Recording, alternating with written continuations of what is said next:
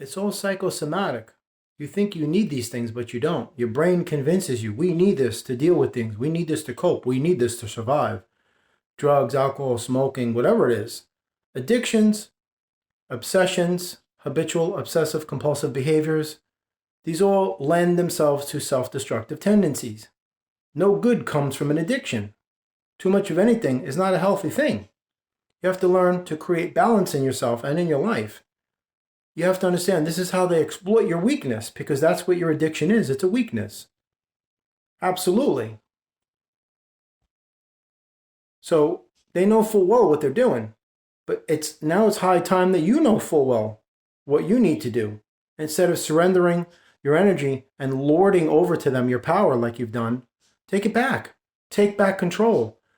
Own your energy once again, the way God intended it to be for your soul, for your journey here on earth, for your mortal ambulation. You know? Because the time is now. No time like the present, man. You know what I'm saying? Because you're not going to be here for 100 million years. You got a little bit of time here on this earth. Consider this life you have like a single grain of sand in an infinite ocean of sand. That's your eternal life. But you're put here for a reason. Not to dread your life or to, somehow make it through life. You're here to enjoy this freaking journey, man.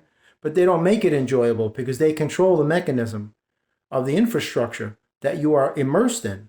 So therefore, they're in control of everything. And you're just like an audience member like this, and you don't want to put yourself there.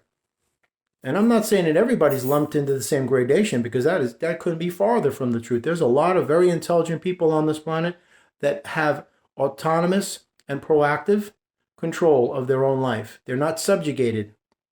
Absolutely not. They control their lives. They know how to manipulate the system to get paid, and they do what they want with their life. They stay connected to source, and they just assess this place.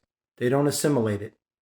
And that's where you need to put yourself. Stop buying into the narratives and the propaganda, because that falls in line with the agenda. This is psychological warfare waged against the human ethos. That's what this is.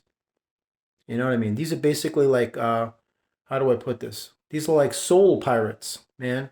That they hijack you. They hijack your energy. They take you hostage. And you wind up becoming a hostage to the ego instead of working as a complement to God. You don't want to find yourself in that space. Not at all. Wake up every day. What's the first thing on your mind? Money, money, money, money, money, money. That's all programming, man. That's all programming. Money's a beautiful energy, but it's not the only energy. If you live for money, then you're not living at all. You're existing. Straight truth. Because guess what? God gave you the most precious gift of life, and you're wasting it on the attempting to procure something that you're not going to take with you when you leave this planet. So you know what that means? Your whole life is a waste of time. I'm going to give you a quick example before I end this video.